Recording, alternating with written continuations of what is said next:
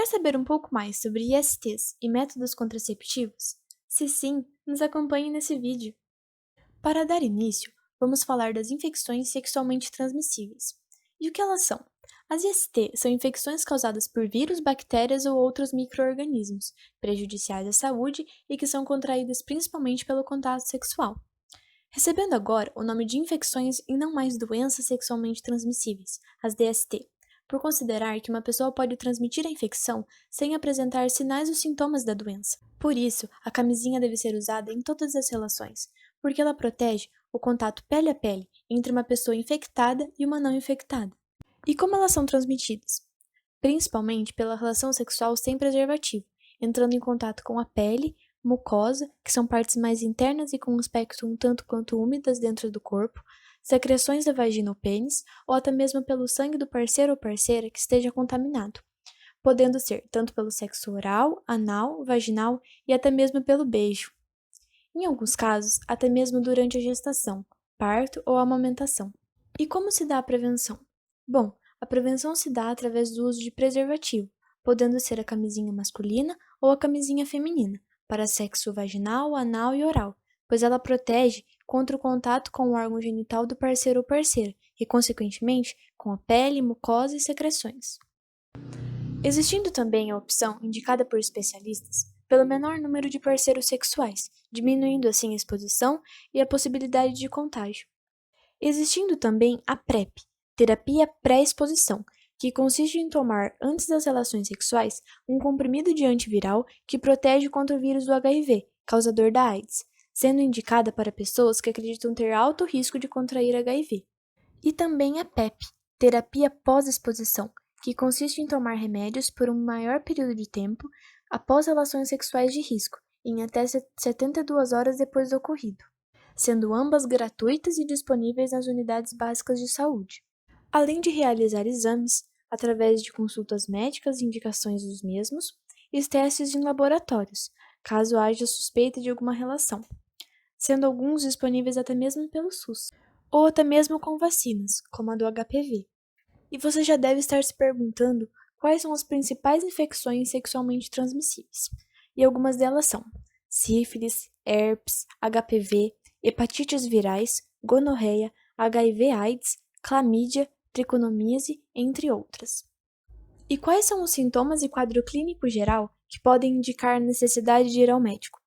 Bom, você deve prestar atenção a feridas, bolhas, verrugas ou corrimentos, sejam eles esbranquiçados, esverdeados ou amarelados, no pênis, vagina ou ânus, além de dor pélvica, ou seja, parte inferior da barriga, ou até mesmo ardência ao urinar ou dor durante a relação sexual, sendo essas duas últimas mais relacionadas quando há presença de corrimento, sendo alguns dos riscos e consequências à saúde a impotência ou infertilidade, câncer do colo do útero ou pênis, AIDS, complicações da gravidez ou até mesmo morte. Agora, algumas sugestões e informações adicionais em resumo de tudo que foi dito. O uso do preservativo é muito importante para que essas contaminações sejam evitadas, portanto, use-o. Além da ida ao ginecologista para mulheres e o urologista para homens, onde serão realizados exames de rotina e exames mais específicos, caso se suspeite de alguma infecção, pois o acompanhamento médico é de extrema importância para que essas infecções ou outras doenças como câncer de mama ou câncer de colo do útero ou próstata, etc., sejam percebidas e tratadas com antecedência, sendo indicada a ida ao médico especialista pelo menos uma vez ao ano, para acompanhamento de rotina. Agora vamos para uma dinâmica de mitos e verdades. Será que você pensava de alguma dessas formas? Vamos dar uma olhada. A camisinha protege contra todas as ISTs. Mito: o contato íntimo pele a pele em regiões não cobertas pelo preservativo podem sim transmitir algumas infecções, como o HPV, mas isso jamais dispensa o uso da camisinha, porque ela é capaz de proteger contra 95% das infecções, então continua sendo o melhor método para evitar o contágio e transmissão de ISTs. Outra ideia é: beijo na boca pode transmitir IST. Verdade. Mucosas, feridas e outras lesões na boca com secreção podem transmitir herpes, por exemplo. O risco é mínimo, mas existe. Outro pensamento muito comum é que sexo oral não transmite IST, mas esse é um mito. Sexo oral aumenta sim os riscos de transmitir uma infecção. O risco é ainda maior quando quem está fazendo tem cortes ou arranhões na boca, até mesmo os imperceptíveis, aumentando inclusive o risco quando há sangue menstrual. Então, para diminuir os riscos e evitar preocupações, o uso do preservativo é sempre indicado. Lembrando que, para os homens existem as camisinhas com sabor, para deixar uma experiência mais agradável.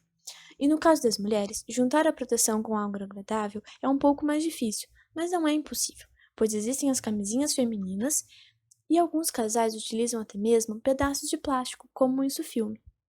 Como vocês podem ver, na imagem todos os métodos que possuem bolinhas em preto antes do nome podem ser encontrados no SUS. Lá também é possível agendar um horário com um ginecologista ou urologista para encontrarem o melhor método para você.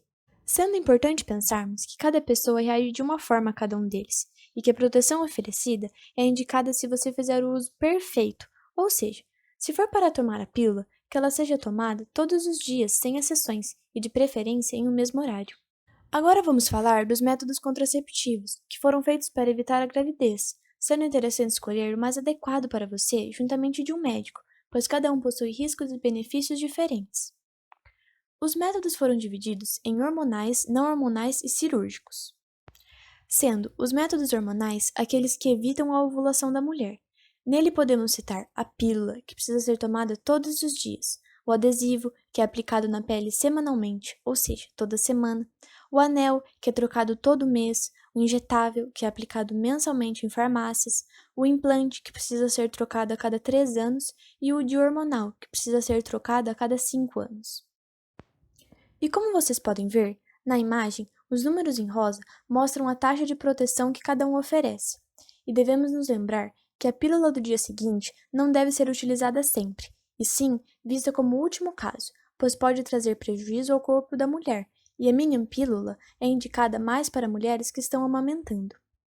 Já os métodos não hormonais precisam ser utilizados cada vez que se pratica sexo, tendo como exemplo o espermicida e o diafragma, que normalmente são usados juntos, mas quando utilizados sozinhos, eles não se mostram tão bons, entrando na categoria dos pouco eficientes, como os métodos da tabelinha e coito interrompido. Agora o DIU de cobre e as camisinhas femininas e masculinas.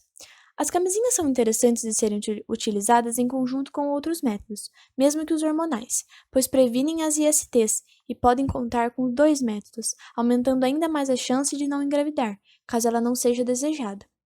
Já nos métodos cirúrgicos, temos a laqueadura para as mulheres e a vasectomia para os homens. São métodos para quem já possui a certeza de que não desejam gravidez futuras. Agora vamos para alguns mitos e verdades sobre métodos contraceptivos. Camisinhas com sabor diminuem a proteção, ou seja, não são tão efetivas. Mito: o mais importante na hora da compra desse método contraceptivo é escolher marcas confiáveis e que foram testadas pelos órgãos de controle confiáveis, mas em geral têm a mesma eficácia.